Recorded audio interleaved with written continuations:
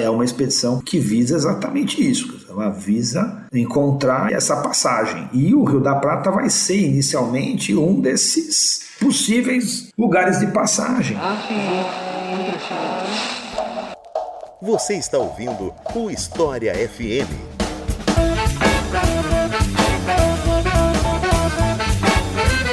Salve, ouvintes do História FM, bem-vindos a mais um episódio desse podcast produzido pelo Leitura Obriga História. Eu sou Iclis Rodrigues e hoje vamos falar sobre Fernão de Magalhães e a viagem de circunnavegação. Aparentemente, a primeira circunnavegação da história, pelo menos a primeira que a gente tem registro e é popularizado, digamos assim. Não sei nem se existe alguma contestação em relação a isso ou não, mas enfim, vamos falar sobre esse sujeito, quem era Fernão de Magalhães e sobre essa viagem. E para falar sobre isso, eu convidei o professor José Carlos Vilardaga, a quem eu passo a palavra para se apresentar para vocês. Então, José, seja muito bem-vindo e fique à vontade para se apresentar para o pessoal. Bom, é um prazer estar aqui, Iclis. Obrigado pelo convite. Meu nome é José Carlos Vilardaga, eu sou professor de História da América na Universidade Federal de São Paulo, Unifesp, Campus Guarulhos, e atuo, enfim, no campo de História da América. Fiz o meu mestrado em torno das navegações portuguesas no Índico e o doutorado em torno das conexões entre a América Portuguesa e Espanhola durante o período da União das Coroas Ibéricas. Então é isso, vamos conhecer um pouco mais sobre esse caso super interessante da época das grandes navegações depois dos comerciais.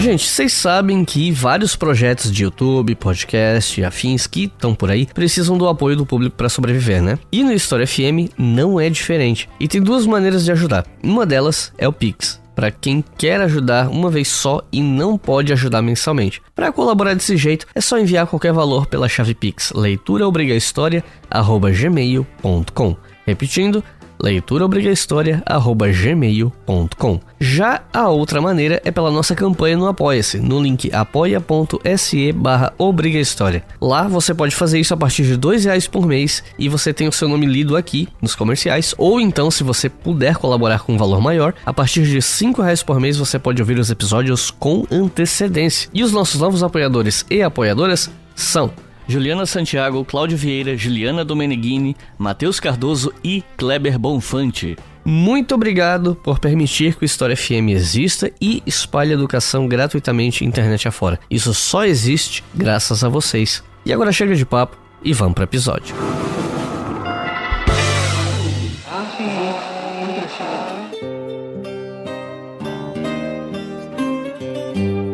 Eu queria começar esse episódio pela forma como eu normalmente começo esses episódios que focam em algum sujeito, né? Mesmo que o episódio não seja só sobre a vida da pessoa em questão, como é o caso desse episódio, né? Que a gente não vai falar só da vida do Magalhães, mas enfim. Eu quero começar pelo básico, que é o que a gente sabe sobre a juventude do Fernão de Magalhães, local de nascimento, família, etc. Bom, como todos esses personagens, né, famosos, inclusive desse período moderno, tem todos eles pairam dúvidas, né? Sobre todos pairam dúvidas exatas sobre lugar de nascimento, situação social, né? Então há muita disputa depois produzida em torno desses personagens, né? Nasceu em tal cidade, nasceu em tal vila, né? Um pouco também porque isso traz prestígio, né? Para as diversas localidades, e como os documentos são muito, às vezes, vagos, né? Imprecisos, então acaba se tendo muita dúvida, né? Então, o que se acredita é que Fernão de Magalhães nasceu na região de Trás-os-Montes, né? Prevaleceu durante muito tempo, e ainda em parte prevalece, a ideia de que ele nasceu na vila de Sabrosa, mas há muitos questionamentos. Ele, na verdade, já não era da cidade do Porto, propriamente dita, porque ele, num documento ele se apresenta como vecino, né, vizinho da cidade do Porto. Então tem aí alguns questionamentos, né, em torno dele, assim, em torno desse lugar de nascimento, mas provável norte de Portugal, na região de Trás-os-Montes. De uma família que a princípio se entende como uma família nobre com poucos recursos. Por que com poucos recursos? pelo próprio fato de ele ter ido ou partido para o Oriente, né? Ele era o filho mais velho, né, de 4 irmãos e, portanto, primogênito, a quem recaía aí o privilégio de administrar o morgadio, a propriedade da família, etc. Então, o fato de ele partir, né, ter partido para o Oriente, de alguma maneira, traz essa dúvida, né, sobre, digamos, os recursos, né, dessa família, que a princípio tem aí algum estatuto de nobreza, porque o Fernão de Magalhães, ele já muito novo, acho que com 9 ou 10 anos, foi ser pajem, né, na corte do Dom João II com a mulher, com a Dona Leonor. Então ali ele vai já viver ou vai participar de uma vida cortesã, né? O que obviamente denota aí algum grau de fidalguia, né?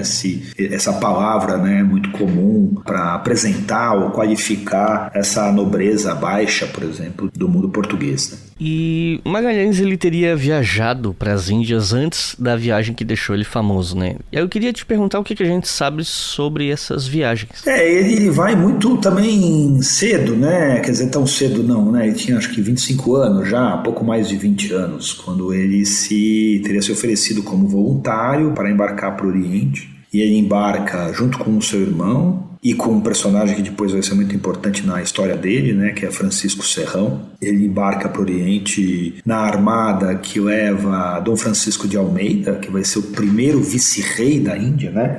O que é importante é o espaço do Índico, né, desse Oriente, acessado pelos portugueses em 1498, né, portanto 7 anos antes. Ele já ganha um estatuto político muito importante, né, no Império Português. Então 7 anos depois, Portugal já cria um vice-reino, né, e atribui esse vice-reino a um personagem da alta nobreza portuguesa, que é Dom Francisco de Almeida. Então o Fernando de Magalhães já embarca para o Oriente nesse contexto, 1505, e aí ele vai, a princípio, então, há muitas brechas nessa biografia dele, né? Mas se acredita que ele tenha participado ali de eventos muito importantes na consolidação desse estado da Índia, né? Então, o grande cerco de Diu, né? A conquista de Cananor, a conquista de Malacca, né? Então ter atuado em Hormuz, em Sumatra, né? Inclusive onde ele teria adquirido o Henrique, né? Que é um escravizado malaio que vai acompanhar Fernando de Magalhães até a sua morte, né?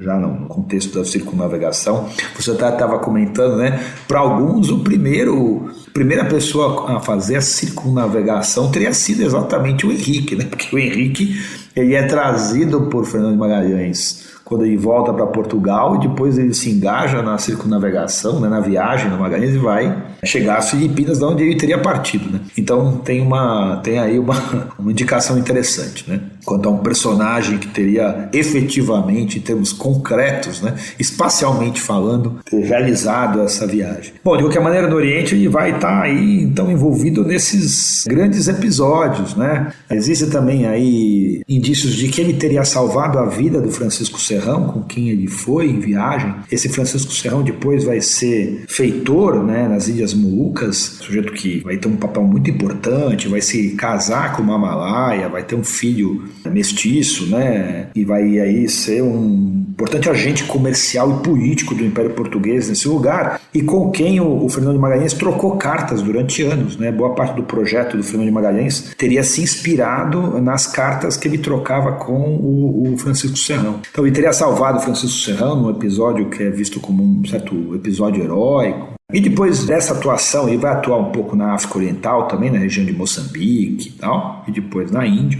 Aí volta para Portugal, mas ele vai imediatamente se engajar na conquista de Azamor, no Marrocos, né? Então ele volta ali a atuar nesse espaço já mais tradicional, inclusive, né, de atuação portuguesa, na região do Marrocos, no norte da África, e da conquista da importante praça marroquina de Azamor, onde ele teria, inclusive, se ferido, né, na perna esquerda. Então se dizia que ele era coxo, né, e mancava da perna esquerda, porque ele teria se ferido exatamente nessa batalha de Azamor. Então ele tem aí um largo histórico, né, e um sujeito que conhece muito bem os domínios portugueses, porque ele vai atuar na África Oriental, vai atuar no Índico, ou no espaço do Índico como um todo, da Índia à Malásia, e depois o norte da África em torno do Marrocos, né? Então, sujeito com profundas habilidades náuticas, né? E com habilidades militares, né? Já 5 anos depois que ele chegou no Oriente, ele já se torna capitão, né? Então ele tinha ali nítidas, ao que se parece, né? Nítidas habilidades, porque é isso, né? Esses personagens que depois vão sendo heroicizados com o tempo, né? Vão aí também ter aí algumas distorções biográficas, né? Mas enfim, então tem uma larga atuação ali nesse território. Portanto, quando ele faz o projeto, né? Então, quando ele organiza esse projeto, ele já mais ou menos sabe que mundo é esse do Índico, e não conhece o Pacífico, né? Quer dizer, ele não conhece esse novo caminho, mas o destino ele conhece, né? O destino ele sabe o que ele deve encontrar por lá. Pela emancipação econômica, pela justiça social e ao lado do povo, pelo progresso do Brasil. E como é que foi o tempo dele servindo a coroa portuguesa como um todo, né? Eu tô pensando aqui não só a atuação dele em alto mar, mas ele lutou pela coroa portuguesa em algumas situações e tal, né? Como você já falou um pouco disso, mas se tiver mais o que desenvolver, não sei. Ele é digamos assim, ele é um típico homem da constituição desse Império Português. Então, é um pouco o que eu comentei aqui na resposta anterior. É um império em formação, mas o Império Português é o que a gente chama de um império talassocrático, né? É um império marítimo, efetivamente, e, portanto, organizado a partir desses pontos costeiros, né? Que funcionam como base de apoio para um domínio que é um domínio marítimo, um domínio que vai se fazer numa luta guerreira incessante, né? Especialmente contra os muçulmanos, né? As redes comerciais dos mouros, né? Que já dominavam esse espaço do Índico quando os portugueses chegam. Então, é um lugar de alta conflitividade, né? E eu acho que o Fernando Magalhães vai participar desse momento chave. Ele vai atuar junto com Alfonso de Albuquerque, né? Que é digamos assim, o grande nome, né? Da estruturação do Império Português no Oriente, né? Então ele vai atuar junto com Alfonso de Albuquerque, vai participar dos planejamentos que Alfonso de Albuquerque vai fazer para a conquista de Goa, né? Então ele está aí envolvido em Dil, Goa, Malaca, quer dizer, ele está a Zamor depois no Mediterrâneo, então ele está muito articulado, né, todo esse mundo, né, da constituição do Império Português, né, e portanto das suas redes comerciais e mercantis também. Está falando de uma atuação guerreira, mas é uma atuação guerreira que também vem acompanhada, é marítima e guerreira, mas que anda absolutamente par e passo junto, né, com uma atuação comercial. Ele vai também se envolver nisso. É, inclusive, porque também há muita especulação, né? Porque que, em determinado momento, o Fernando de Magalhães, depois desse largo currículo, né? Desse longo currículo de serviços prestados, a coroa portuguesa teria, digamos, mudado de lado, né? Assim, não foi qualquer lado, né? Ele foi se engajar na grande corte concorrente, né, nesse processo, que era então a corte de Espanha, né? E aí algumas delas tem a ver exatamente com um certo envolvimento com negócios, especialmente com os mouros no Marrocos, né? Então ele teria também aí participado de uma agenda econômica que não era necessariamente uma agenda econômica da monarquia, mas sim uma agenda própria, né? O que fortalecia ou mantinha fortalecidas as redes comerciais mouras, né? O que não interessava a coroa. Então tem aí também uma atuação dele nesse campo, né? Quer dizer, é um homem também com um olhar, né, para esse negócio, né, para esse mundo mercantil. E as outras especulações em torno da mudança dele, né, de ares, digamos assim, ibéricos, né, também tem a ver com o que seria uma falta de reconhecimento, né? Então ele se entendia um sujeito com uma folha de serviços bastante ampla e que deveria merecer reconhecimentos, né? Tanto em termos de titulações como algum tipo de retorno, né? De tensas e estipêndios e auxílios, né, regulares dados pela monarquia a quem cumpria serviços. E ele não teria sido satisfeito a demanda junto à corte do Dom Manuel, né? Alguns dizem, inclusive, que Dom Manuel e ele chegaram a ter uma inimizade quase pessoal, né? Direta, com episódios, porque é isso, né? Essa coisa da imagem dos personagens, né? Depois que vai se construindo, né? A memória que vai se construindo em torno do Fernando de Magalhães. Então você tem uma memória dele que é construída ainda no século XVI e comecinho do XVII com os cronistas, né, portugueses. portugueses, né? Fernão de Castanheda, João de Barros, Gaspar Correia, né? E aí você já vai um pouco construir, né, ou julgar esse personagem, né? Que vai claramente ser entendido como um traidor, né?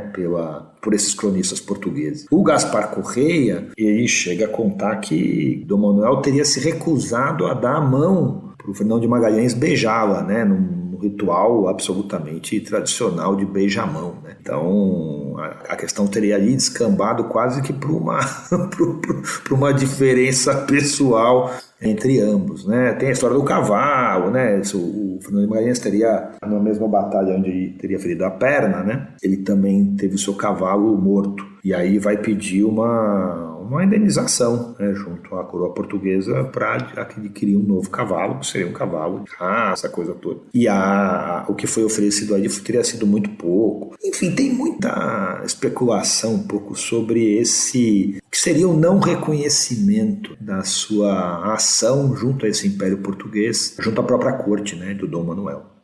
Como é que ele foi parar a serviço da coroa de Castela? Pensando aqui que você já apresentou alguns possíveis motivos, mas eu queria entender como é que foi esse processo de ele efetivamente vir a trabalhar para a coroa de Castela, né? Então ele teria alimentado esse projeto, né? Alguns dizem que ele teria oferecido esse projeto para o Dom Manuel, mas isso também não é consensual. Efetivamente ofereceu, não há nenhum documento que ateste isso. Mas ele, de alguma maneira, organizou esse projeto. Veja, uma das questões era exatamente essa saída, né? Encontrar essa eventual passagem do Oceano Atlântico para o Oceano Pacífico. Você acreditava que existiria essa passagem. E a coroa espanhola já estava nessa demanda, né? Desde a década de 1510, ali, que eles estão nessa tentativa de encontrar esse caminho. A expedição que vai vai descobrir o Rio da Prata, né? A expedição Juan Solís, entre 1515 e 1516, é uma expedição que visa exatamente isso. Ela visa encontrar essa passagem. E o Rio da Prata vai ser inicialmente um desses possíveis lugares de passagem, um desses possíveis espaços para se passar, né? Quer dizer, efetivamente, vai se entender que aquilo é um rio, né? Com o Fernão de Magalhães, inclusive, né? Quer dizer, a viagem de Fernão de Magalhães vai mostrar que aquilo lá não é a passagem, né? Quer dizer, ele vai testando a água, né? Até perceber que essa água não é mais salobra, né? Que essa água é doce, portanto, que não seria esse rio ou seria essa passagem, né? Então, quer dizer, a coroa espanhola já está atrelada a isso, inclusive em função dos embates, das imprecisões postas pelo Tratado de Tordesilhas. Então, isso para dizer que, quer dizer, o Fernão de Magalhães não chega lá num terreno estéril, num terreno novidoso, né? Quer dizer, ele está ali num lugar que está pronto para ouvir, né? Uma proposta desse tipo. Ele teria organizado uma proposta bastante bem subsidiada, né? Cartograficamente falando, com informações, né? O Serrão, as cartas, algumas dessas cartas ainda existem, né? Do Francisco Serrão com o Fernando de Magalhães, que vivia em as Molucas, portanto trazia para ele uma série de informações. E ele vem também com os irmãos Faleiros, né? Mas especialmente com o Rui Faleiros, que é um astrólogo português, que também teria abandonado a corte portuguesa porque também teria sido preterido ao não ter sido escolhido como astrônomo real, né? Porque nesse período essas coisas são meio confusas. Astrologia e astronomia andam muito juntos. Sim. Não deixa ele fazer a viagem porque ele é geminiano. Exatamente. Então o Rui Faleiros teria também, né, quer dizer, mobilizado aí a sua ciência para legitimar a viagem, a demanda, né? Então ele chega em Sevilha, né, primeiro, e aí em Sevilha ele também vai se articular fortemente. Ele vai ser acolhido por um português que havia sido aliado da família de Bragança, né? Os Bragança, uma parte dos Bragança tinha migrado para a Espanha ainda no tempo de Dom João I, né? No contexto dos conflitos de Dom João II. A afirmação do poder régio teria colocado em confronto os avis com a família Bragança, né? E muitos teriam se refugiado em Castela, fugindo da perseguição de Dom João II em Portugal. Então esse Duarte Barbosa, que vai viver ali Diego Barbosa, tá? o Diego Barbosa, que vai viver ali, que vivia em Sevilha e que tinha um importante cargo ali junto à casa de contratação, né, cuidando aí da estalagem real, enfim, tinha ali uma função burocrática importante. Então ele vai se ligar a esse português, vai casar com a filha dele, inclusive, né, com a Beatriz, e através do Diego Barbosa ele começa a acessar o Juan de Aranda, que é responsável pela casa de contratação. Ele vai conhecer os Aros, né, a família Aro, Cristóvão e o Jacob de Aro, que são de origem flamenga, que vivem nesse Sevilha também. Haviam fugido de Portugal, haviam saído de Portugal e viviam na Espanha, que vão ser, o Cristóvão de Aro vai ser o financiador, né, de uma das embarcações da viagem do Fernão de Magalhães. E o irmão do Cristóvão, o Jacobo, era sogro do secretário do rei, do Carlos I. Era sogro do Maximiliano Transilvano, né? Vai ter um papel importante depois na difusão da viagem. Então, quer dizer, ele vai aí, de alguma maneira, vai costurar uma rede de relações que vai abrir as portas para apresentar o projeto para o rei e para os secretários reais. E vai ser bem recebido, né? Efetivamente. Quer dizer, o Cristóvão de Aro financia uma embarcação, mas as outras 4 embarcações são financiadas pela corte, né? Para o Carlos. Então, ele vai ter uma acolhida aí muito interessante e aí vai se costurar, né, uma capitulação, né, um contrato, né, entre a corte e o Fernão de Magalhães, num processo muito comum, né, o Colombo também assinou, né, assim, foi um recurso fundamental utilizado pela corte espanhola para os seus empreendimentos marítimos. E aí ele vai ter direito ao quinto, né? Eventualmente ser governador das Novas Áreas Descobertas, enfim, tinha uma série de itens ali. Também estão dentro de um padrão, não fogem, né, de um certo padrão dessas capitulações, que é o direito do sujeito em troca da descoberta, né? E ele se beneficiar economicamente, né, desse processo a partir da cobrança de 1/5 dos impostos e tal, se apropriar de 1/5 desses impostos, assim como os benefícios nobiliárquicos, né, títulos de nobreza, etc., e postos, né, e ofícios de mando nesses novos espaços. É exatamente o que Colombo pediu, por exemplo, né, para o mundo americano. Então, o Fernando de Magalhães costura isso e aí organiza essa viagem. É interessante, né, que parece que nesse encontro do Carlos I, do rei de Espanha, o Carlos, que depois vai ser o imperador Carlos V, né, com o Fernando de Magalhães, ele teria encontrado Las Casas, né, o Bartolomé de Las Casas, ali um pouco na antessala da realeza, né, do encontro do palácio em Valladolid. E aí o Las Casas teria feito, inclusive, uma pequena descriçãozinha ali, né, muito breve, muito rápida, né, elogiosa em relação à coragem, à discrição do Fernão de Magalhães, mas aponta que ele tinha uma baixa estatura. Né? Eu acho que o que a gente conhece do Fernão de Magalhães é que ele tinha uma baixa estatura e mancava da perna esquerda. Basicamente, fisicamente, é o que a gente conhece do Fernão de Magalhães, mas enfim.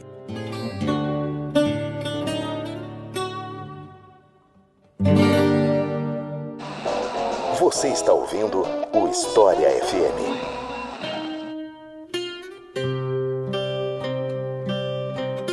Aqui eu queria fugir um pouquinho da trajetória do Magalhães especificamente para te perguntar sobre as tais especiarias, né? Porque se fala muito sobre como as grandes navegações existiram em grande medida pelo desejo dos europeus de alcançar lugares onde as especiarias eram produzidas, para não precisar se submeter a qualquer demanda do Império Otomano no trajeto por terra, enfim. Só que eu vejo as pessoas falarem especiarias nesse papo assim mais genérico, mais senso comum, mas raramente eu vejo a galera especificando que especiarias são essas e tal, né? Então, eu queria te perguntar um pouco mais sobre isso. Que especiarias eram essas? Por que elas valiam tanto? Enfim. Bom, as famosas especiarias, né? Essas são... Você sabe que quando o Vasco da Gama chegou, né, em Calicut, né, na Índia, né?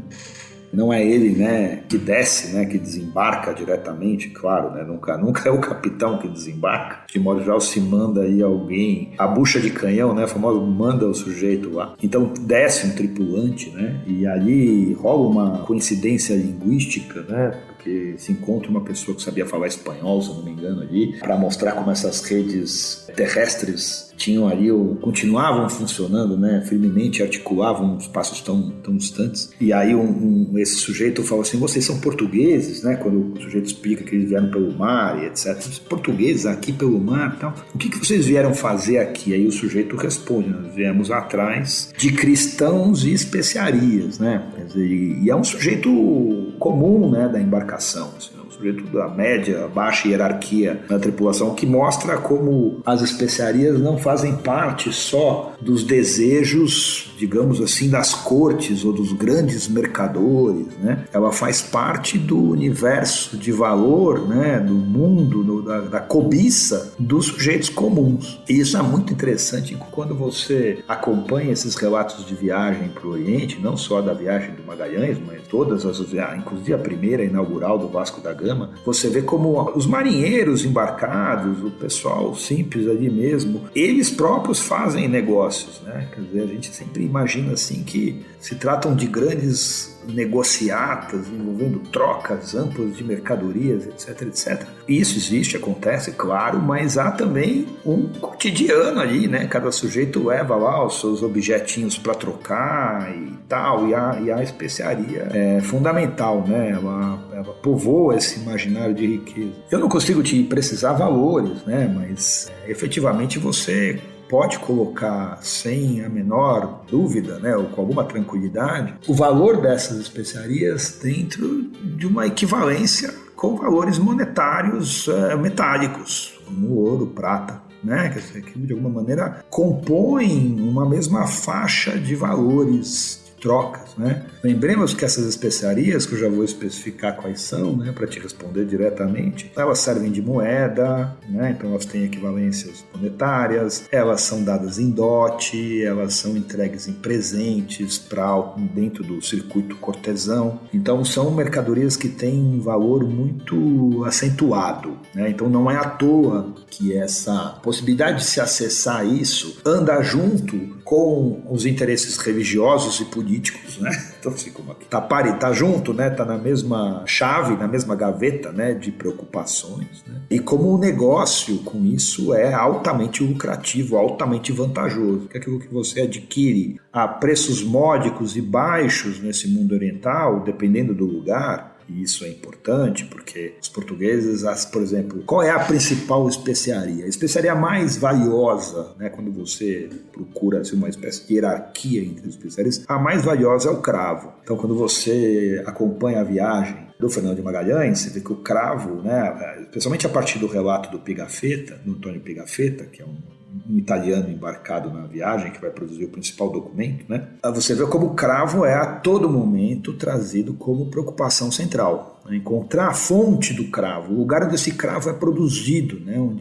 Porque o cravo já se conhece, ele circula, você consegue comprar de intermediários. A questão é encontrar a origem, né? Quer dizer, o lugar onde aquela mercadoria é produzida. E os portugueses vão fazer isso com o cravo, vão fazer isso com a canela, outra importantíssima especiaria, com a noz moscada, sem sombra de dúvida, a segunda especiaria mais valiosa. Tanto a noz moscada, né, a noz propriamente dita, quanto o que era chamada de masses, né, que era a casquinha. A noz moscada tem uma pequena casquinha, e essa casquinha era uma especiaria vendida separadamente também. Uma espécie de película que ficava em torno da noz moscada. O gengibre, a pimenta do reino. Então são mercadorias, todas elas, a baunilha, todas elas fundamentalmente de origem vegetal. E aí elas podiam ser desde a semente, a folha, a flor, a casca, grande parte delas desidratadas, né? E vendidas, portanto, numa situação de durabilidade maior, né? Então elas compõem, digamos, esse cenário.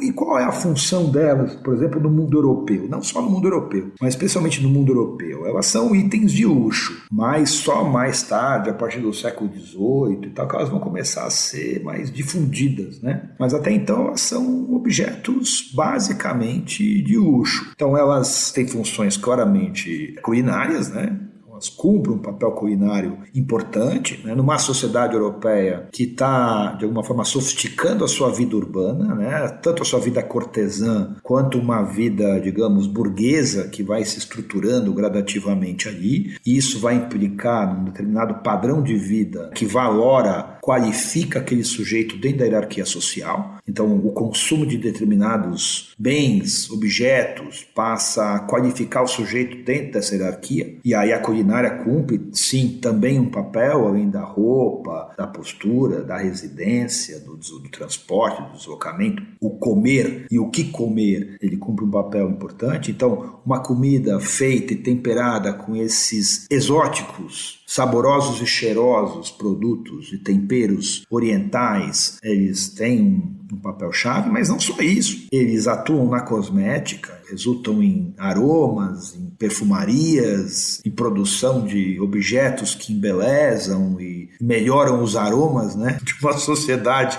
que, digamos, não tinha no bom cheiro uma das suas qualidades, né? Mas também na farmácia, né? Todos eles tinham também papéis importantes, tanto nas crenças afrodisíacas de alguns deles, mas muitos tinham e ainda têm até hoje, né? Funções antissépticas, antifúngicas, antibacterianas, né? Algumas servem como repelentes. Então, são as especiarias, elas vão aí, de alguma forma, povoar uma dimensão da vida humana muito importante, né? Que é essa de vida da cura, né? Do corpo, da alma, né? Um pouco da alimentação, né? Então ela não é um produto menor, porque é isso mesmo, né? Eu dei aula há muito tempo em escola, né, pra garotada, e aí quando você fala das especiarias, eles olham pra você com uma cara assim de, que é isso, né? Como assim, né? O cravo mobiliza tamanho esforços, né? Quer dizer, faz com que as coroas apostem, organizem expedições armadas num contexto absolutamente difícil, né, onde essas viagens são terríveis, né, para encontrar cravo, né, que hoje você compra R$1,50 um pacotinho no supermercado. Então, sim, causa esse desconcerto, mas ela se encaixa, sim, dentro de um consumo cada vez mais ampliado e sofisticado, né, de vida urbana, cortesã, né, que essas cortes elas estão cada vez se sofisticando mais, né? Elas estão se centralizando, estão se organizando, estão organizando ali uma estrutura de vida cortesã, as cidades. Então você tem ali uma troca. Agora, tem outro detalhe importante. Os portugueses não vão cuidar, isso é chave para entender o Império Português no Índico, eles não vão só buscar o cravo para vender na Europa. O que eles vão fazer? Eles vão pegar o cravo também para vender na China. Esse negócio das especiarias é o que no Império Português se chamava da política de Oriente para Oriente. Então, muitas dessas mercadorias nem chegavam para a Europa. Os portugueses dominavam e dominaram esse mercado, né, até serem desalojados pelos holandeses, né? Então, eles vão dominar esse mercado e esse mercado, uma parte obviamente grande e tal, vem para a Europa, vai participar desses mercados europeus, vai circular por todas as principais cidades e cortes europeias, mas uma parte os portugueses desalojam os mouros e eles passam a controlar essas rotas marítimas. Então eles vão buscar o cravo, as Ilhas Molucas, e vão vender na China, vão vender na Índia, o que os mouros faziam antes. Então eles vão organizar essa rede intra-índico, né, dentro do próprio Oceano Índico. Então vai ser ali um negócio, com todo o perdão da palavra, um negócio da China, né, para qualificar ali dentro desse espaço e do seu principal consumidor. Quer dizer, a China consome as especiarias também com as mesmas funções culinárias, funções de saúde, de farmácia, cosmética, há muito mais tempo, inclusive, que os europeus. Então eles têm também uma força muito grande ali. Há outras ditas especiarias que não são vegetais, assim, né? Mas elas têm uma produção muito amilcar, né? Que é uma glândulazinha que se tirava dos animais ali, especialmente agora eu esqueci o nome um cervídeo, né? Tipo um antílope, uma coisa assim, que vive no Oriente, né? Que é chamado exatamente disso, eu esqueci agora, cervídeo amilcarado e tal. Você tem aquela coisa da baleia também, que se tirava das cachalotes, né? Então você tem algumas especiarias que são excepcionalmente tiradas dos animais, né? Mas o forte da especiaria é essa especiaria vegetal. E aí eu queria voltar agora para essa viagem que acabou sendo de circunnavegação, né? Que era para saber como é que foram os preparativos, quantos barcos eram, quem eram as pessoas mais proeminentes, entre aspas, né, que fizeram parte dessa viagem, levando em conta que era um português trabalhando para Castela, então imagino que isso levantava algum tipo de suspeita, enfim. A viagem do Fernão de Magalhães é assim, o Fernão de Magalhães ele vai passar o resto da vida dele, né, entre aí 17, quando ele chega em Sevilha, até organizar a viagem, 19, né? A viagem efetivamente começa em 10 de agosto de 1519. Ele vai sempre, de alguma forma, ser vítima, né, de um certo ódio, uma desconfiança espanhola e de um sentimento de vingança português, né? Então o sujeito está ali sempre espremido entre esses dois cenários, né? Bom, é uma viagem, eu acho que segue um pouco, não é uma expedição das grandes armadas, né, do período, mas é uma expedição razoável que vai mobilizar aí um efetivo de alguma proporção, né? Então são 5 navios, né, de médio porte. Eu tive oportunidade de entrar no que é uma réplica, não era das maiores naves, a nau Vitória, né, que foi a única que terminou, né, efetivamente a viagem toda, né, da circunnavegação. Foi feita uma réplica dela para as comemorações em 19, em Sevilha, né? Ficou lá na beira do Guadalquivir. Eu tive a oportunidade de entrar porque era um lugar de visitação e era efetivamente claustrofóbico, uma coisa bem pequena, né? Quando você imagina alguém passar 3 anos, né, dependendo da vida, ou tendo grande parte da sua vida sendo vivida, né, nessas embarcações, é bastante assustador, né? Eu diria, né? Mas então eram 5 dessas naus, como eu comentei, uma delas financiadas pelo Cristóvão de Haro, as outras 4 pela coroa espanhola, né? Era a nau Trindade, que era a nau efetivamente capitaneada pelo Fernão de Magalhães, e a nau Capitânia, portanto, né? Quer dizer, a líder, né, da o Fernando de Magalhães fez toda a seguir, né, o relato do Pigafetta, ele fez todo um sistema de comunicação com luzes na popa do navio, né? Então ele tinha lá uma quantidade de luzes que se acendia, o que essas luzes queriam significar, né? Então ele estabeleceu ali um sistema de conversa, né, entre as naus com luzes, o que mostra a sua experiência, né, o seu cuidado e a sua experiência, né? E aí você tinha as outras 4 naus lideradas por espanhóis, escolhidos pelo próprio Carlos, pelo rei, né? A nau Santo Antônio, com o Juan de Cartagena. Esse Juan de Cartagena, todos eles vão se envolver aí com motim, né, e com insatisfações em relação ao Fernão de Magalhães, mas o Santo Antônio com o Juan de Cartagena, a nau Vitória, que é essa nau que vai terminar a viagem, capitaneada por Luiz Mendonça, a Concepción, né, por Gaspar Quesada, e a nau Santiago com Juan Serrano. Então essas são, digamos, as 5 naus que vão compor a viagem, né, do Fernão de Magalhães. Também a se confiar no Pigafetta, são 237 homens embarcados em Sanlúcar de Barrameda, né, que é ali já na costa, né, depois de Sevilha, já aí na boca pro Atlântico, né? Que depois teria tido um acréscimo de 5 pessoas nas Canárias, né? Então a viagem efetivamente teria acontecido com 242 tripulantes, né?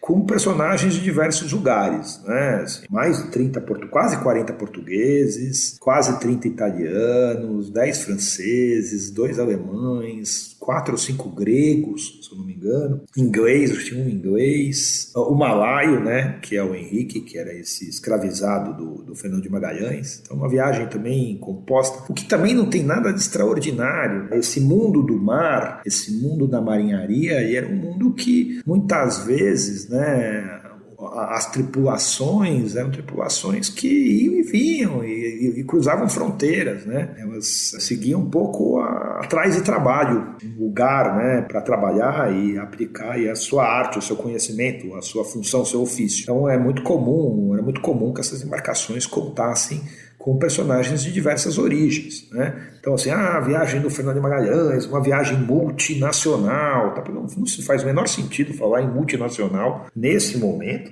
nenhum sentido, e também não tem nada de extraordinário ter esse rol de pessoas. O que é extraordinário é o fato de o Carlos, em 3 ocasiões diferentes, demandar a diminuição da quantidade de portugueses, que, né, chama atenção porque de alguma forma coloca no ar uma certa desconfiança em relação à figura do Fernando de Magalhães capitaneando, né, a embarcação. É como se o Carlos tivesse, o rei, né, espanhol, tivesse tentado se cercar ali de alguma garantia em relação ao Fernando de Magalhães.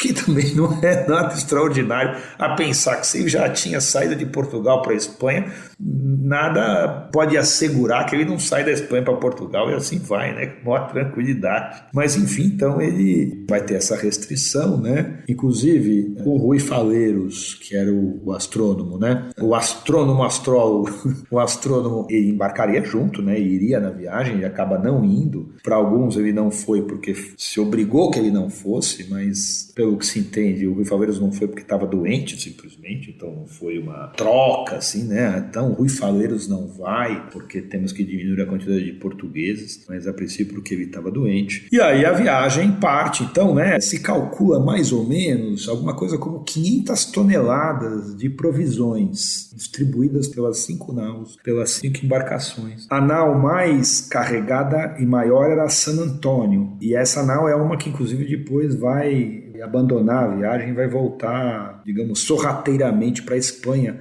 com a maior quantidade de comida, né? Inclusive vai deixar o pessoal na mão aí, literalmente, né? Então você tem ali alguma coisa como 500 toneladas de provisões as clássicas de embarcação, né? O famoso biscoito, né? Que era o principal, né? O principal alimento das expedições, mas também feijão, lentilhas, grão de bico, a água, claro, potável, né? Que tinha que ser renovada constantemente, vinho, vinagre, alho, bacon, né?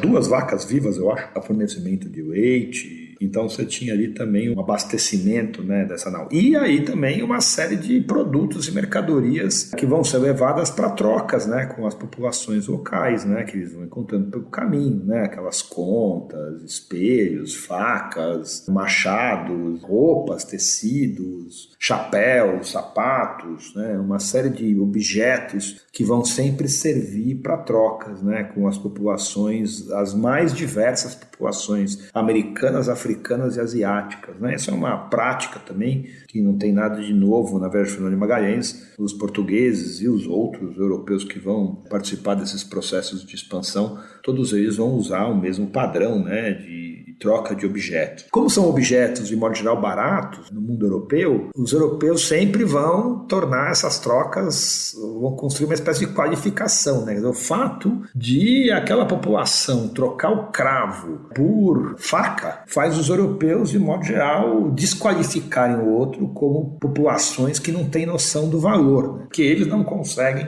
experimentar essa alteridade, né? Ou ter a capacidade de compreender que esse outro tem uma outra noção de valor, né? Ou compreende aquilo dentro de outra lógica de trocas, né? Mas enfim, de qualquer maneira você tem também isso que compõe uma parte importante do peso, do lastro, né? Como se diz, os navios, né? Que é uma mercadoria que vai ser trocada por diversas coisas, de água ao cravo, né? Quer dizer, ela vai servir como intermediador, né, das relações construídas pelos europeus nas diversas partes do mundo, né? Então a embarcação sai efetivamente de São Lucas no dia 10 de agosto de 1519, para uma viagem que não tinha objetivo de circunnavegação para o globo. Isso é fundamental, tá? Ela não tem nenhum objetivo de dar a volta ao mundo. O objetivo da viagem é encontrar essa passagem do Oceano Atlântico para o Oceano Índico e chegar às ilhas das especiarias, as Molucas, né? Mas quero chamar então das ilhas das especiarias, que o Magalhães já conhecia no tempo que ele vivia na Ásia. Essa dali, mas não pelo Pacífico. Então, ele sabia da existência dessas ilhas, né? Então, é uma viagem que tem esse objetivo, não tem o objetivo de circunnavegar o mundo, não, tá bom? Acho que é isso. Brothers! What we do in life echoes in eternity. E aqui eu queria fazer algumas perguntas em uma pergunta só, né? Primeiro eu queria saber como é que foi a passagem da expedição pelo Atlântico Sul. Queria saber em quais lugares ela passou, né, com essa expedição. E eu queria saber, é nesse momento que alguns membros da expedição se amotinaram, né? Então eu queria saber como é que foi esse motim, como é que o Magalhães lidou com esse motim na América do Sul. Olha, a viagem segue também os seus padrões de circulação, né? E como ele é português, ele vai seguir também as rotas mais conhecidas pelos portugueses, né? Então ele, enfim, primeiro para para nas Canárias, né, mas é muito rápido e faz uma parada muito breve nas Canárias, para abastecimento de água, alguma coisa de madeira, né. Aí depois ele vai costeando ali, passa pelo Cabo Verde, né, pelas ilhas do Cabo Verde, pela costa da Guiné e de Serra Leoa, então também um espaço africano ocidental conhecido, né, pelos portugueses, de navegação já mais comum. E dali ele toma o caminho em direção ao Brasil, né. Então ele vai fazer 2 paradas no Brasil, uma parada muito rápida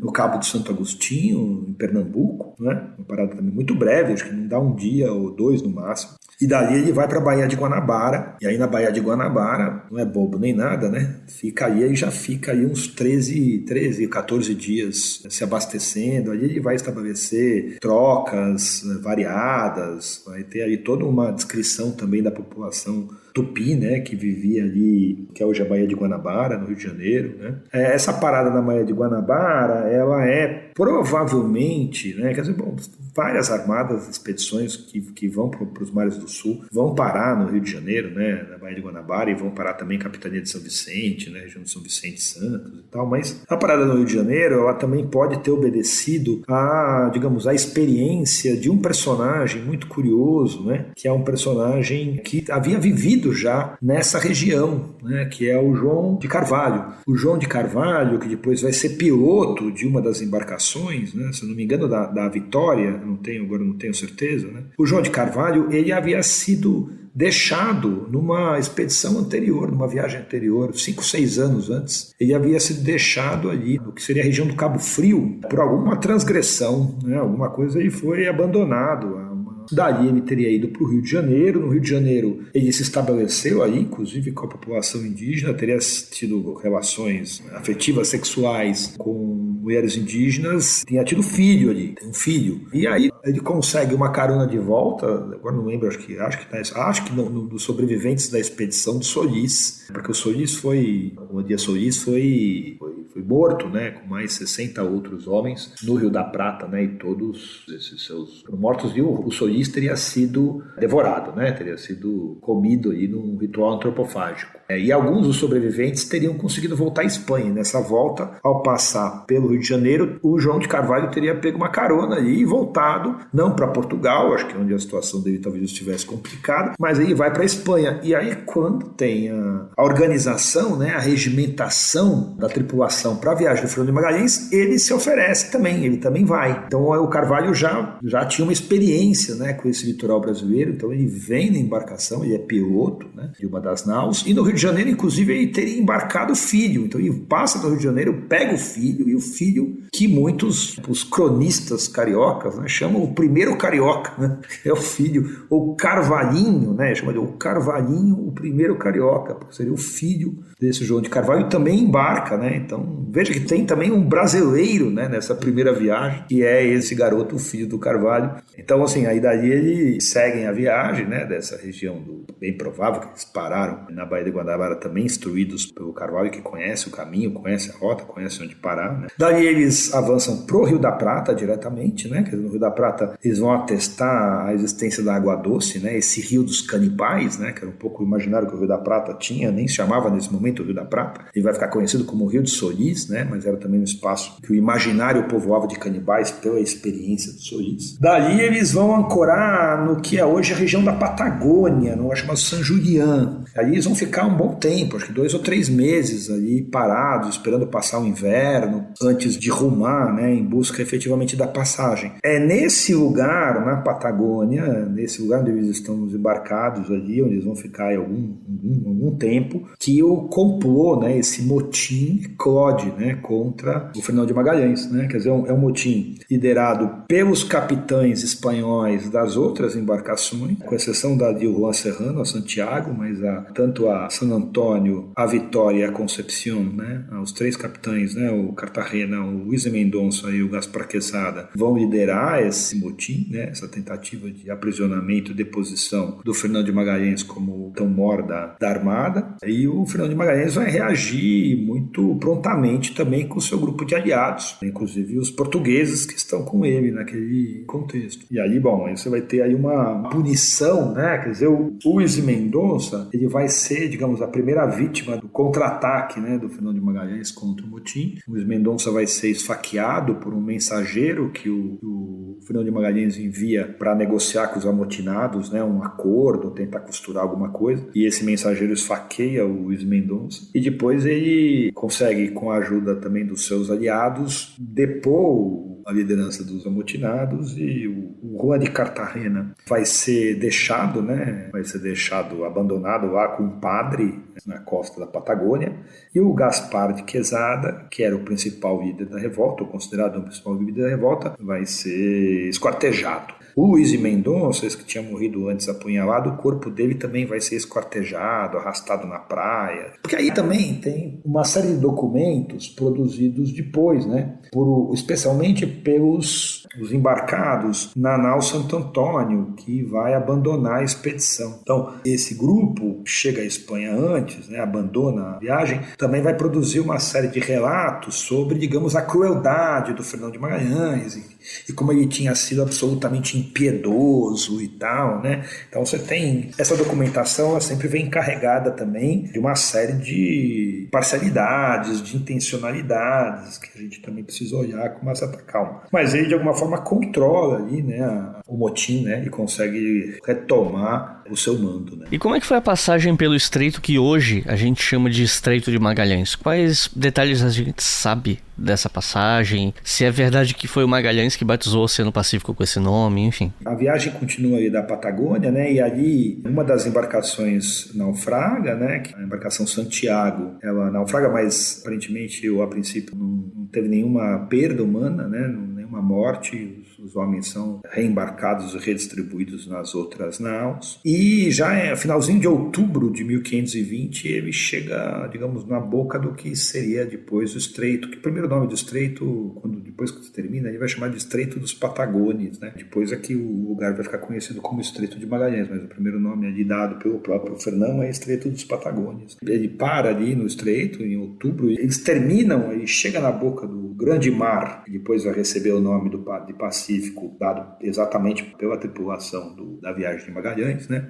Em 28 de novembro, né? Então você tem aí entre 21 de outubro, quando eles entram no estreito, e 28 de novembro, você tem aí praticamente pouco mais de um mês, né? Na qual essa expedição vai tentar aí gradativamente cruzar o estreito, que até hoje é um cruzamento muito difícil, é um mar muito revoltoso. E aí vai muito cuidadoso, né? Então, quer dizer, também de novo, se levar em consideração o relato do Pigafetta, né?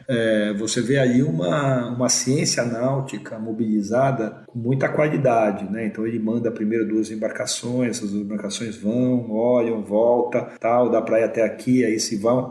Então ele manda 2 primeiras. É nessas idas e vindas dessas 2 primeiras que ele manda na frente a Santo Antônio e a Concepción. E a Santo Antônio, numa dessas, vou para frente olhar, ele volta por fora e desviando, né? E volta para a Espanha. Então, o que eram as 5 primeiras embarcações já viram 3 aqui, né? Porque a Santiago havia naufragado e a Santo Antônio abandona a viagem ao motim a bordo, né? O capitão, que era um português, que estava à frente da Santo Antônio nesse momento, porque ela havia sido a nau do Juan de Cartagena, né? Um dos líderes da revolta.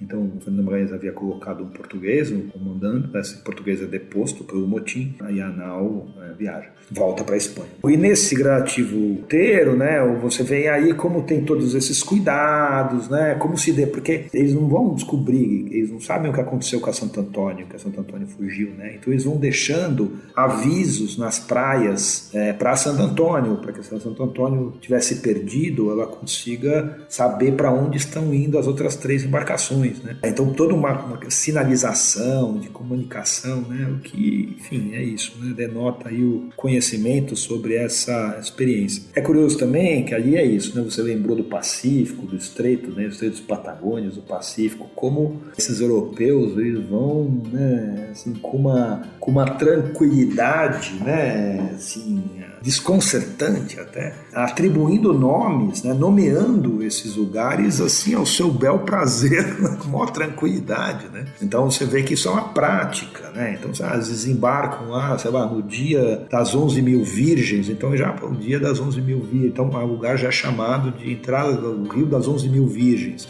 aí outro Rio das Sardinhas, o Cabo Desear, né? O Cabo Desear, que é o Cabo do Desejo, né? Que assim que eles terminam, né, o estreito, tem um pequeno cabo que eles vão chamar de Desear, porque ela apontava o desejo de se atravessar e chegar aí a esse desejado mundo das especiarias. Então você tem aí também quase uma presunção, né? Quase não, a gente pode chamar mesmo de uma presunção de controle deste mundo, né? Que eles estão aí navegando, né? Que se reflete claramente na tranquilidade e arbitrariedade total com que eles vão chamando, né, atribuindo nomes a esses espaços. E então em 28 de novembro eles chegam à boca do grande mar e aí dali eles vão cruzar sem tormentas, né? Daí o nome do Pacífico vem um pouco por essa percepção, né, de um lugar sem tormentas, depois vai ser inclusive enganoso, né? Mas naquele momento a experiência deles foi uma experiência de navegação, pelo menos em termos climáticos, tranquila, né? O problema foram os 3 meses, quase 4 meses que eles navegaram sem nenhum tipo de acesso à água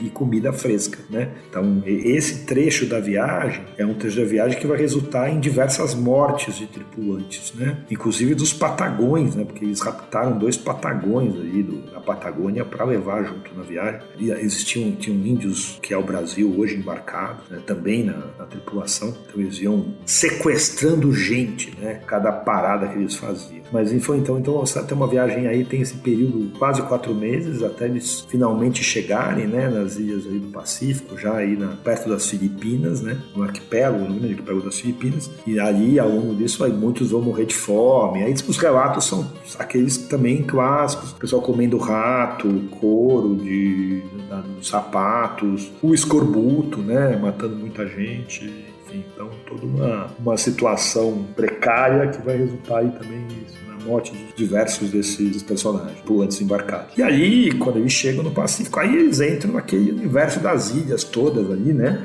e a viagem, eles vão conhecer várias, desde as ilhas Tandoi, as ilhas Molucas, as efetivas ilhas das especiarias, até Cebu, o Tuan, a própria ilha do Timor, né, que eles vão ali circular por todo esse espaço de ilha em ilha, né, desse mundo do Pacífico.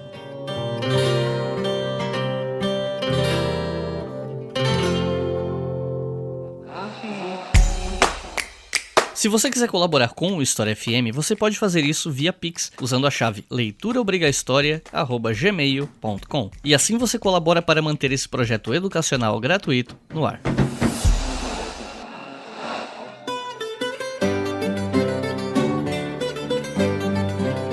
Como é que foram os contatos dessa expedição com os nativos do Oceano Pacífico e como é que isso culminou com a morte do Magalhães?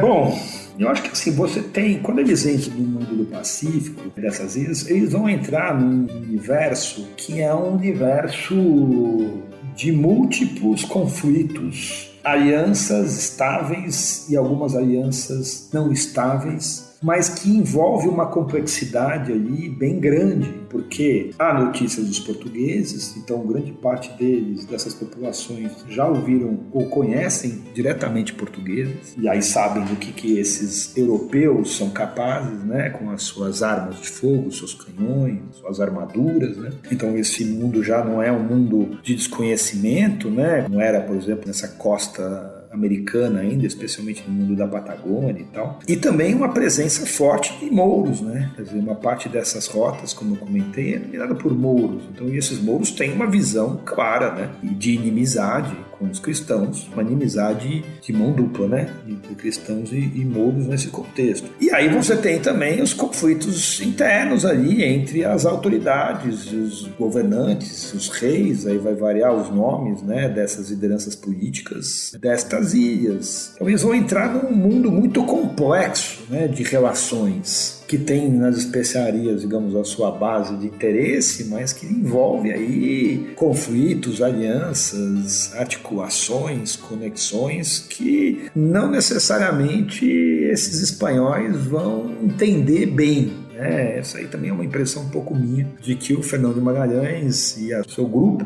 eles vão ter aí muita dificuldade de se organizar nessa rede de alianças. É muito curioso, quando você pega os relatos de descrição dessa população, elas seguem muitos padrões, assim, tanto na viagem do Magalhães quanto em outras viagens, você vê que tem um padrão descritivo, dessas populações que os europeus vão encontrando na América, na África, no Oriente.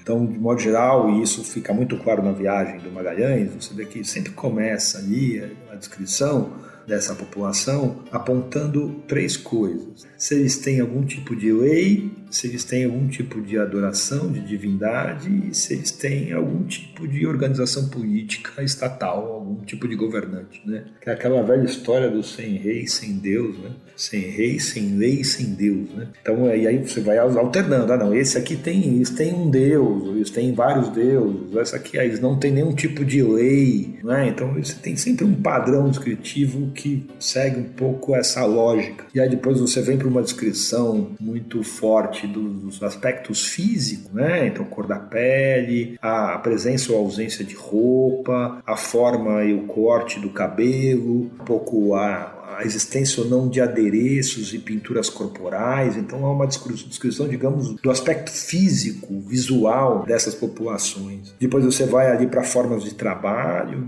de exploração ali, de forma de manutenção da vida coletiva desses grupos, a produção de alimentos, o que eles comem, isso é muito importante, nas descrições europeias, especialmente as portuguesas, o que essas populações comem é chave, e o que eles comem qualifica para esses europeus o grau de civilização dessa população. Então você vê claramente, por exemplo, nos relatos, não só do Pigafetta, mas nos relatos que existem sobre a viagem de Magalhães, como na medida que eles entram no Oriente, eles saem do mundo americano e entram nesse Oceano Pacífico, e cada vez que eles vão mais para próximo do Índico, que eles vão avançando para as redes comerciais, eles começam a comer coisas melhores, mais bem cozidas, mais temperadas, mais fartas, servidas abundantemente. Isso deixa aquela população que vem de uma carestia, de um sofrimento alimentar enorme ao longo da viagem, como isso torna tudo melhor,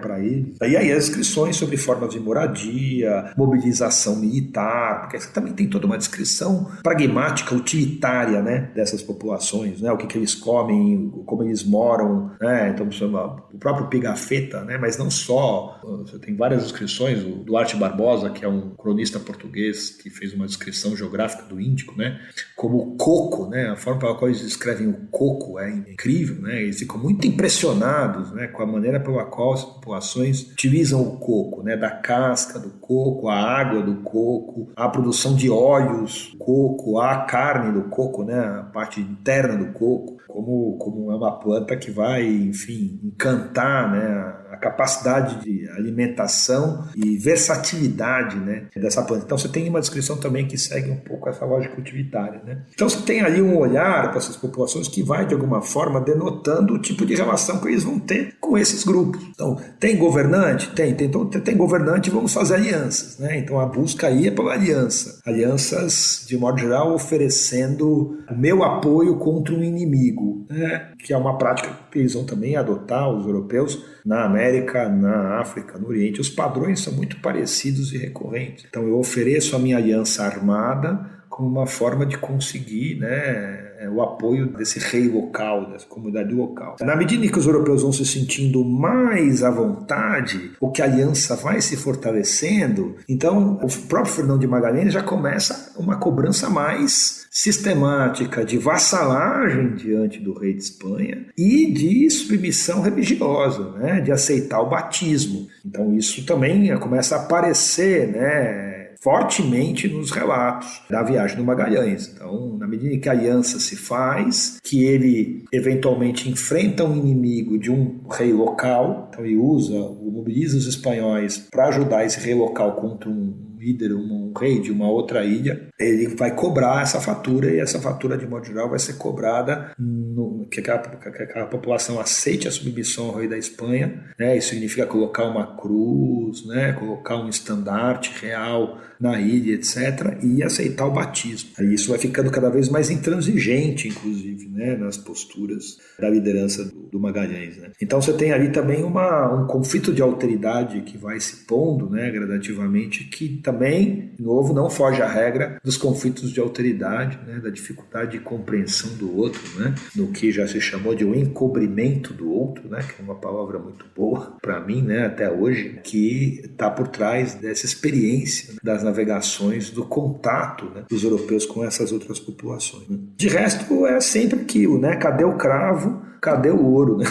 Um pouco essa demanda constante, né? Então, assim, cadê o cravo, cadê a canela, cadê a especiaria, né? Onde ela está? E cadê o ouro, né? Então, sempre tem as coisas das notícias do ouro. Então, quando você vê essas inscrições também das populações, você vê como eles ficam muito atentos. Então eles têm um bracelete de ouro, e o rei tem um brinco de ouro, e a bachela, a tigela onde se serve a comida é de ouro, né? Então, é esse olhar muito atento mesmo, né, para esses sinais de riqueza metálica, né, que a todo momento mobiliza esses sujeitos. E como é que os sobreviventes dessa batalha onde o Magalhães acabou morrendo e tal, como é que eles decidiram voltar para a Espanha pelo lado oposto do qual eles vieram, assim? Tem algum registro disso? Tá bom, é bom. Eu falei sobre a morte, né, do Magalhães. De fato, dentro desse universo de alianças, oferecer os seus préstimos para enfrentar inimigos, ele acaba se metendo ali num conflito, né, nas ilhas Cebu, né, precisamente numa ilha de Mactã,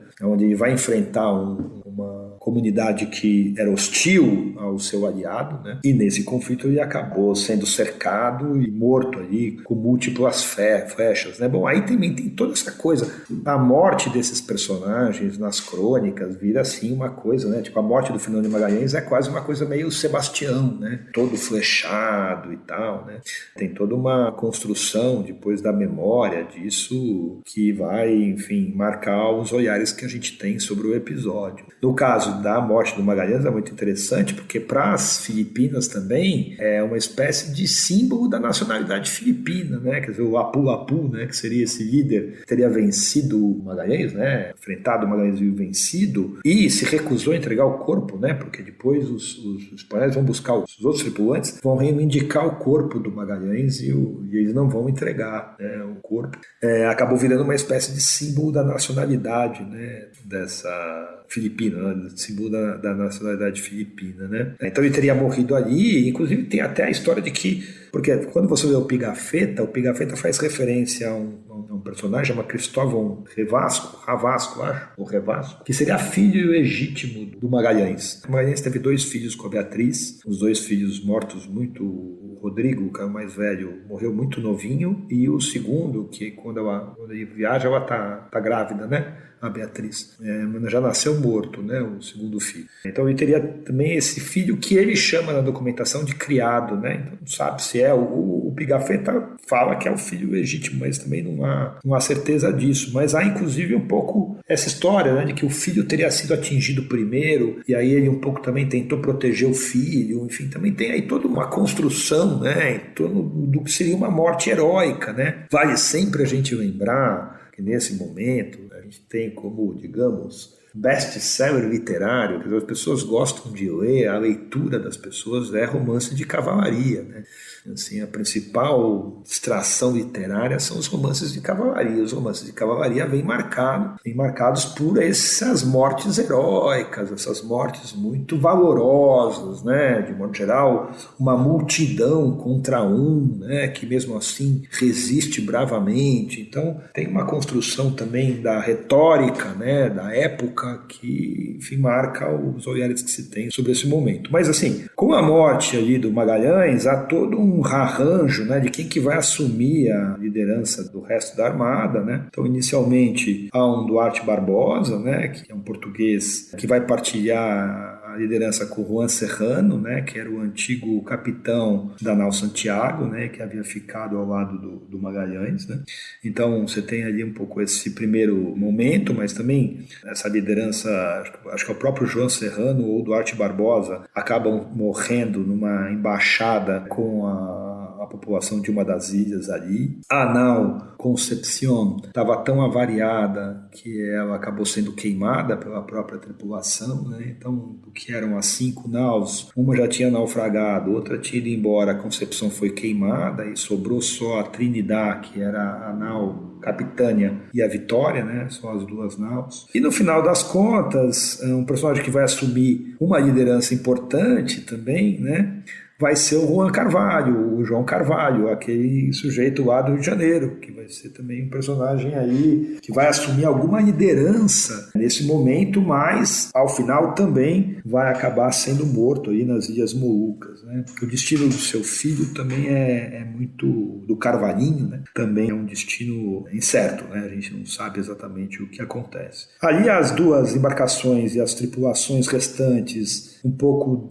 decidem o que fazer com alguma autonomia, né? Então, a nau Trindade, que era a nau Capitânia, resolve voltar para a Espanha pelo Pacífico, ou seja, eles buscam ou intencionam voltar pelo caminho que eles vieram, e aí o resultado vai ser que essa nau vai ser capturada pelos portugueses nas Ilhas Molucas. Quando eles voltam para as Ilhas Molucas, porque eles vão para Timor, né? De Timor eles vão se abastecer de alimentos, água, etc, etc. Essa nau Trindade volta para as Ilhas Molucas, daí eles pretendem voltar pelo Pacífico, eles acabam ficando presos, eles vão ficar presos anos pelos portugueses. E a nau Vitória acaba ficando sob responsabilidade do Juan Elcano, né? Esse basco que embarcou como mestre da nau Concepción. Então ele não é, digamos, a alta hierarquia da embarcação, mas também não é a baixa hierarquia, ele está ali nos stratos médios. Muito provavelmente ele ficou ao lado dos amotinados contra o Magalhães, mas, enfim, deve ter sido perdoado, né? E o Elcano acaba assumindo a liderança da nau Vitória, e a ideia deles é voltar pelo caminho do Cabo. Então a ideia é voltar por um caminho que é um caminho mais conhecido, né? Caminho já mais, digamos, trilhado, que é pelo Cabo da Boa Esperança ali, né? Por baixo ali do Oceano Índico e Oceano Atlântico, abaixo da África ali, né? Pelo sul. Então a ideia deles é navegar sempre na parte sul para fugir de encontrar qualquer tipo de embarcação portuguesa, porque de fato, nesse momento o Oceano Índico é um mar português quase, né? Assim, em termos de controle marítimo, ele é praticamente um mar português. Então, se eles encontrassem ali uma embarcação portuguesa, o destino deles seria ou a prisão ou o naufrágio, né? Então, eles acabam fazendo essa viagem pelo sul e terminam aí, depois de cruzar o Cabo da Boa Esperança, chegam em Cabo Verde. Em Cabo Verde eles vão ser quase presos, né? Por uma troca ali, uma fofoca interna ali, né?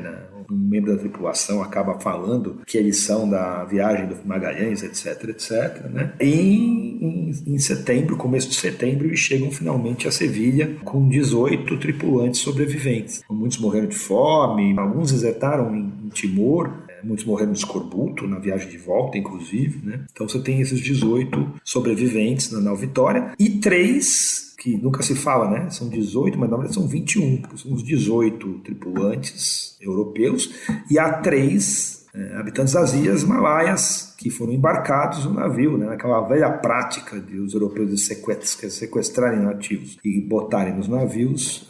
Há 3 também dessas ilhas, das Ilhas Molucas, que também voltam, né? Não o Henrique, que era o escravizado do Magalhães, acaba ficando pelas ilhas lá e nem volta, né? Se considera livre, há aí um conflito aí, né, naquele momento com os outros tripulantes que não querem considerar o Henrique livre, né? Apesar da morte do seu proprietário, né? Do seu amo, né? Mas, enfim, e aí se termina a viagem, todos em petição de miséria, né? Famintos e sem cargas, né? Porque ao longo da viagem eles foram se livrando da carga, né? Então, assim, inclusive com poucas riquezas materiais trazidas dessa longa expedição que durou praticamente 3 anos. Né? No one wants to sell. No one wants to buy. Suddenly, even the most gilt-edged securities are practically valueless. E qual foi o impacto dessa viagem na Europa na época? Eu tô perguntando isso porque eu fico pensando que pra gente, né, olhando hoje, isso é visto como um grande feito, né, uma circunnavegação naquela época, mas levando em consideração que eles não trouxeram praticamente nada, né, como você acabou de falar, e levando em conta que essa rota que o Magalhães acabou ajudando a descobrir era uma rota comercialmente muito difícil, muito financeiramente inviável, acabou que talvez essa viagem não tenha valido a pena em termos financeiros, né? Então, eu queria te perguntar como é que ela foi vista na época, se ela teve algum grande impacto e como é que ficou o comércio das especiarias na época, se Castela conseguiu a predominância que queria ou se isso ficou mais na mão dos portugueses, enfim. Bom, eu acho que aqui tem várias dimensões, né, para responder a isso. Assim. Acho que, em termos imediatos, a repercussão é muito pequena, né? Você vê, esses sujeitos chegam à Espanha e praticamente não há nenhum tipo de comemoração, festejo, absolutamente nada disso, né? Eles vão ser recebidos na corte, né? Inclusive em momentos diferentes, né? O Elcano, por exemplo, vai sem o Pigafetta, né? Que é muito interessante, assim, inclusive, né? Mas eles vão ser recebidos na corte e tal, mas não há nenhum tipo de grande comemoração do feito. Agora, o que é interessante é que aquele Maximiano Transilvano, que era o secretário do Carlos I, né? Ele vai ouvir os relatos e ele vai espalhar cartas, ele vai enviar cartas narrando a viagem, né? Então você vai ter uma repercussão epistolar, digamos, uma repercussão documental aí dos anos imediatos da viagem, que essa sim vai trazer aí algumas novidades, assim, sobre concepção geopolítica, sobre concepção de mundo, né? Sobre a glória dos feitos, né? Dos espanhóis, enfim, então você tem todo digamos assim, um repique disso em função, sobretudo, desta lógica comunicativa e de uma percepção geográfica do mundo, né? Assim, efetivamente, a viagem do Magalhães, ela põe um ponto final, digamos assim, por exemplo, com a dimensão continental da América, né? Quer dizer, a ideia de que a América é efetivamente um continente cerrado, né? Não é um aglomerado de ilhas, etc., tem na viagem do Magalhães um papel importante, né? Nessa construção, sob o ponto de vista de uma ciência europeia, né? Do ponto de vista de um olhar sobre o mundo ancorado nessa lógica científica geográfica europeia, né? Aí você tem uma repercussão importante, né? Efetivamente, aquilo que já se disse, né? Quer dizer, a América vai cumprir um papel importante também nessa espécie de noção, né, dessa escala global, que efetivamente a viagem do Magalhães permite, né? Quer dizer, a viagem do Magalhães junta o Oriente com o Ocidente, então ela articula os dois grandes movimentos, né, de expansão marítima tocadas desde o século XV, né? Então, quer dizer, ela junta esses dois movimentos num único movimento. Então, ela efetivamente dá a escala global, né, desse mundo, né? Ela permite que esse mundo seja pensado como global, também do ponto de vista de quem está preocupado com isso. Naquele momento é um certo olhar europeu, né? Uma modernidade europeia que está se organizando ali, né? Então, você tem ali uma outra concepção de mundo, né, que aos poucos vai se gestando e que a viagem do Magalhães cumpre efetivamente um papel grande. Agora, para os personagens ali, quer dizer, imediato, né, quer dizer, o Elcano ainda teve alguma coisa, né? O Elcano ganhou um brasão, né, brasão nobiliárquico, ganhou um estipêndio ali, ganhou um certo direito a receber um dinheiro anual, né? Mas o Pigafetta, por exemplo, nem vai receber nada, né? Vai ficar circulando por diversas cortes atrás de algum tipo de benefício em função da sua viagem. Então ela traz impactos, assim, digamos, para os personagens ali, imediatos, muito pequenos, né? Agora, em termos de repercussão, não diria intelectual, também eu acho, de uma gesta também de um humanismo europeu, né? Que eu acho que vai ter um papel importante, né? Quer dizer, lembremos que esse mundo moderno, né? Essa modernidade europeia, né? Ela tem, digamos, como uma das suas bases fundamentais essa noção do movimento, né? Então essa coisa assim, quer dizer, de uma maneira esse mundo articulado, conectado e organizado a partir de rotas e redes de circulação configuram uma dimensão muito importante desse mundo moderno. E essa circulação e essa conexão, ela vai ter nos seus lugares de passagem, né, tanto o Cabo da Boa Esperança quanto o Estreito de Magalhães, dois lugares geográficos fundamentais para permitir, né, essa conexão mundial, né, E essa organização, digamos, essa percepção mundial, né, que vai dar um pouco o tom do mundo moderno a partir do século XVI, dessa modernidade, vamos frisar com muito cuidado sempre, né, desta modernidade europeia. Então, ela tem impactos importantes nesse sentido. Em termos comerciais, muito pouco, né, de fato, acho que a sua pergunta, você já traz isso, né, quer dizer, o grande papel do Estreito de Magalhães aí, em termos, digamos, econômicos, geopolíticos, ele vai ser na gestão e na proteção da riqueza posterior, né, descoberta com a prata de Potosí, né, quer dizer, de alguma maneira, o controle desse território, desse estreito, que vai ser uma preocupação da coroa espanhola até o século XVII, né, quer dizer, tentar garantir o controle desse Estreito de Magalhães, sobretudo não pelo comércio com as especiarias, que isso vai sendo abandonado, né, eu já falo sobre isso daqui a pouco, mas ali é um espaço estratégico para defender o Peru, de Potosí pelo campo do Pacífico, né? O controle do Chile ali, desse mundo do estreito, permitia construir ali uma retaguarda protetora, né, da prata potosina. Então aí o lugar vai ter um papel importante nesse sentido. Até o século XVII, né? No final do século XVI, sobretudo, porque o Drake, né, o Francis Drake, enfim, o famoso corsário inglês, que vai atacar ali a região, vai cruzar o Cabo também, vai cruzar o Estreito, né, vai assediar a região do Chile, etc., vai colocar na mesa a ameaça efetiva que a ausência de controle sobre esse espaço poderia resultar ou poderia significar. E depois Cavendish, né, enfim, os diversos agentes corsários aí que vão atuar nesse contexto já aí para o final do século XVI, começo do século XVII, né? Agora, em termos econômicos, você bem disse, a rota fundamental, o acesso às especiarias, no final das contas, vai prevalecer a rota Acapulco, né? A rota Filipinas-Acapulco, né? O Galeão de Manilha, né? Quer dizer assim, essa rota que ligava ao México, e do México você cruzava por terra e fazia isso circular depois, né, pelas rotas atlânticas. Então, o custoso, né, o caminho do estreito vai sendo gradativamente abandonado. E mesmo o controle, né, sobre as Ilhas Molucas, por exemplo, também, né, porque assim, inicialmente a viagem do Magalhães vai resultar na necessidade de se repactuar ou se rever o Tratado de Tordesilhas, né, porque a gente sempre olha o Tratado de Tordesilhas passando no Atlântico, mas ele passa no Pacífico também, né, porque a gente esquece, né, que a Terra é redonda. Aliás, tem muita gente esquecendo isso nos últimos anos, mas enfim, então, de que ela também passa ali, né? A gente, com o nosso olhar atlântico sobre a história, né, a gente acaba só vendo essa linha, mas ela, né, implica também nessa passagem por esse espaço, e as Molucas estão ali, né? Então, exatamente um pouco nesse lugar impreciso, né? Por onde passa um tratado absolutamente impreciso, que é o Tratado de Tordesilhas.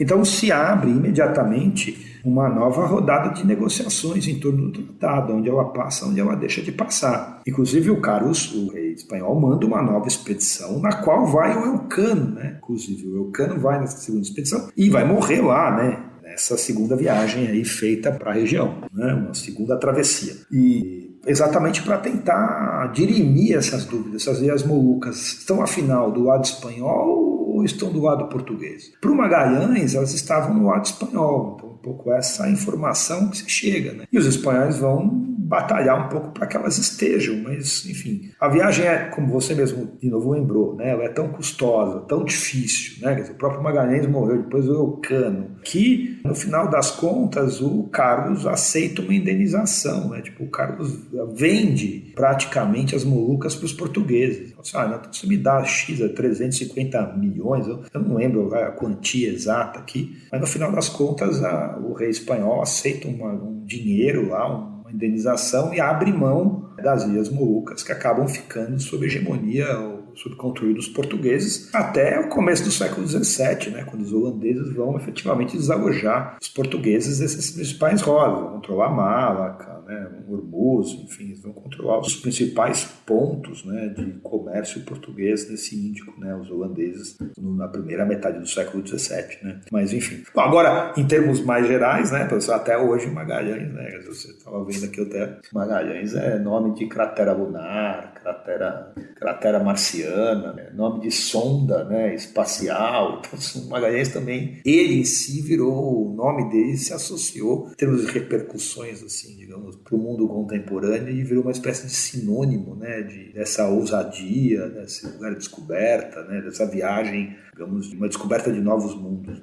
Esse ano, talvez por conta dos 500 anos do fim dessa viagem, né, saiu pela Prime Video uma série espanhola chamada Sem Limites, onde inclusive o Rodrigo Santoro interpreta o Fernão de Magalhães e tal. A série tem um bom valor de produção, foi a mais cara feita na história da Espanha, inclusive. Só que essa série recebeu várias críticas do ponto de vista histórico. Inclusive, uma das críticas que eu vi fala que a série tenta tirar um pouco o foco do Magalhães e colocar o foco no Elcano para pintar ele como uma espécie de herói nacional, né? Porque isso viria, né? Esse impulso viria de um certo recalque nacionalista espanhol que tem dificuldade de lidar com o fato de que a maioria das façanhas mais famosas da era das grandes navegações, elas foram atribuídas a portugueses, italianos e não aos espanhóis, né? Mesmo que algumas dessas viagens tenham sido financiadas pela Espanha, né? E é até engraçado que coisa bem comum em filme, série com tema histórico, né? Que acaba o filme ou a série, aparece um texto dizendo o que aconteceu com as pessoas ou algo do tipo, e lá fala, né, que graças a essa viagem a Espanha dominou o comércio das especiarias durante séculos e tal, que foi outra coisa que revoltou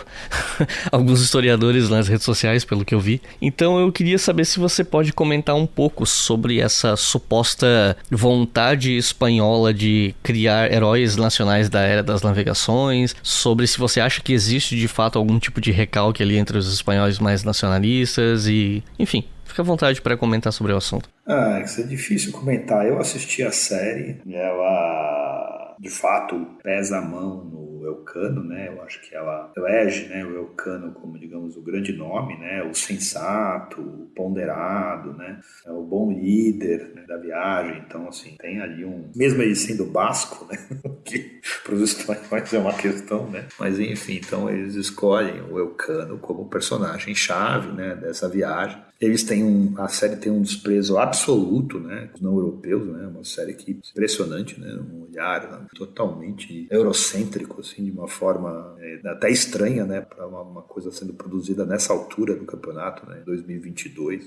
Com todo o acúmulo de debate, de embate político que vem se fazendo, né? E aí você tem um olhar desses assim tão eurocêntrico, né? E tão não só eurocêntrico, porque também é uma narrativa que tem a Europa no centro, né? Para eles, mas assim a própria construção dos personagens, né? E a forma pela qual a série apresenta o não europeu é assim, né?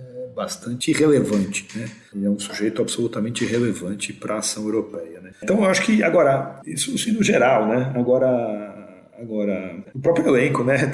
O cara do Casa de Papel, né? O ator do Casa de Papel, que eu tenho uma vez, enfim, tem a escolha de um elenco, o menino lá que era do Merli, né? Escolheram atores das séries mais famosas espanholas e botaram o Santoro que, assim, corresponder à baixa estatura que o As Casas indica, também não cumpre o papel, né? Mas, enfim, tá tudo bem. Agora, o recalque, né? Eu acho que o recalque, ele talvez seja a grande questão para portugueses e espanhóis, né? O personagem, Fernão de Magalhães, é isso, né? O Magalhães, aquilo que eu comentei com você numa outra resposta, ele passou pela desconfiança espanhola e a vingança portuguesa, e eu acho que isso não terminou, né? Que ele padeceu na própria viagem e vai padecer na sua memória, né? Então acho que tem um olhar sobre ele que vai mobilizar esses dois nacionalismos, que são nacionalismos muito fortes e muito antigos, né? E que tem uma rivalidade muito grande. A gente não está falando de qualquer outra origem.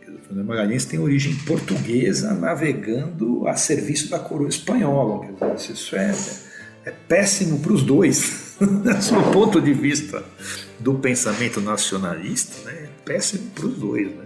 Então, para a Espanha é um personagem incômodo, né? Personagem incômodo, e para Portugal também. Eu acho que isso vai se refletir na forma pela qual se olha para ele, né? Eu nunca percebi assim, né, esse tipo de recalque, né, sobre a origem dos grandes navegadores espanhóis, né, que eles não serem espanhóis, as grandes expedições. Eu nunca tinha visto nada disso, assim, mas o fato de ele ser um português traz algum tipo de incômodo na hora de se comemorar, por exemplo, a viagem do Magalhães. que tem sido comemorada em Portugal, eu acho que até mais do que em Espanha, né? Ao longo dos anos. Pelo menos a quantidade de congressos que eu tenho visto, e simpósios e congressos sobre a viagem de Magalhães, eu tenho visto muito mais em Portugal do que em Espanha, né? Espanha se produziu alguma coisa de material bibliográfico, né, maior. Então eu acho que a questão é, quando a gente faz projeções nacionalistas num tempo onde isso não cabe com tanta perfeição, né? Quer dizer, no momento de pensar esse mundo com a lente nacionalista, olhar para o século XVI e projetar ali o que são rivalidades nacionalistas que, enfim, atravessaram o XVII, XVIII, XIX, XX e atravessam o XXI, não faz muito sentido, né? Fica um pouco complicado de a gente jogar isso naquele tempo. Mas ele é um personagem que está entre esses dois mundos, né? Então ele, de alguma forma, possibilita, né? Ou dá brecha, né? Para que esses recalques, eu gosto dessa palavra, os recalques nacionalistas aí apareçam e extravasem no personagem, né? Mas, enfim, acho que é isso que eu acho que eu posso falar sobre a figura, né?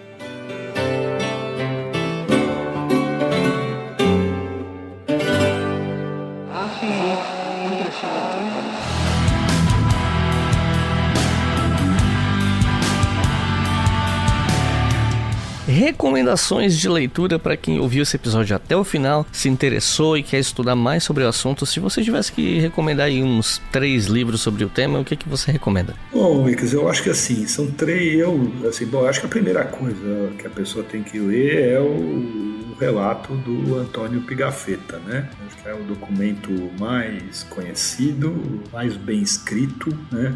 Produzido por um sujeito que viveu, né, a experiência. Então, o relato do Pigafetta, porque ele produz, são vários manuscritos, né? Alguns você tem diferenças entre os que foram publicados, né? Mas eu acho que é um relato muito saboroso, agradável de se ler, interessante de se ler, que te dá, claro, uma visão parcial, né? O Pigafetta o Pigafetta praticamente não cita, por exemplo, o nome do Elcano, né? No momento ele faz referência ao Elcano, o personagem que termina a viagem com o Elcano. É uma obra voltada para o elogio do Fernão de Magalhães, né? Que a todo momento é tratado como um grande navegador, um grande guerreiro, muito sensato, né? Um herói clássico, né? Um herói grego-romano clássico. Então eu acho que o Pigafetta, a história da circunnavegação, é uma obra-chave, né?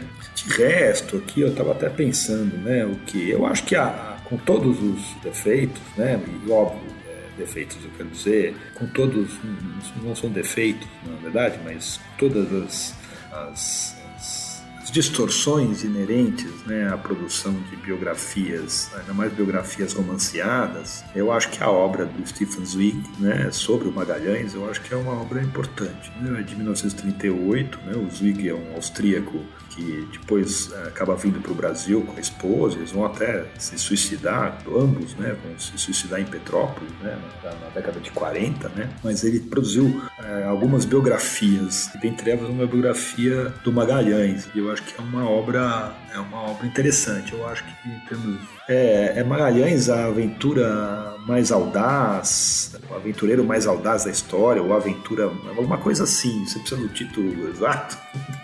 Assim, até fica de aviso pro pessoal que tá ouvindo, eu vou colocar aqui os nomes dos autores e dos livros no post desse episódio lá no nosso site historiafm.com, vocês vão encontrar tudo lá. Perfeito, então tá bom, mas porque ele tem a edição em espanhol, tem a edição em português, foi traduzido, mas é alguma coisa assim, Magalhães, tem Magalhães no título. Eu pergunto o título porque tem uns ouvintes que tem preguiça de entrar no site e depois ficam reclamando, né? Mas não custa avisar que tem tudo lá, é só tirar 30 segundos pra ir no Google que vocês encontram. No Google, eu posso fazer isso aqui também agora, mas E aí eu não sei porque tem tanta coisa, né? Que foi produzida nos últimos tempos, mas tem um trabalho do José Manuel Garcia, que é um historiador português, que tem o título A Viagem de Fernão de Magalhães e os Portugueses, de 2007, pela editora Presença. Eu acho uma obra interessante para se pensar essa relação do Magalhães com os portugueses, né? Quer dizer, desde a sua trajetória inicial ali, né? Da sua vinculação às experiências do Oceano Índico, quanto depois aos conflitos com a coroa e depois a repercussão que o nome do Magalhães vai ter no mundo português, né? Então acho que talvez seja uma obra interessante para quem quer também aprofundar um pouco e pensar nessa memória do Magalhães, por exemplo, sob o ponto de vista português. Acho que esse é o princípio que me vem aqui, as três são esses. Então é isso, gente. José, tem alguma consideração final? Não. Eu agradeço aí, espero que tenha sido minimamente elucidativo e fico aí à disposição para qualquer coisa. Agradeço. E sempre aí também reitero os elogios aí à iniciativa, né, do podcast de vocês, que é fundamental aí também para a gente difundir e divulgar com qualidade, né, a história. Muito obrigado pelo elogio e muito obrigado também a vocês que estão ouvindo, que ouviram esse episódio até o final. Lembrando vocês que os livros citados aqui no finalzinho pelo José estão no post desse episódio no nosso site historiafm.com, e se vocês quiserem ajudar esse podcast a continuar existindo, vocês podem fazer isso pelo Apoia-se, apoia.se/história. Com R$2 por mês vocês financiam todos os podcasts da casa e com R$5 por mês vocês podem ouvir os episódios com antecedência. Então é isso, muito obrigado e até a próxima.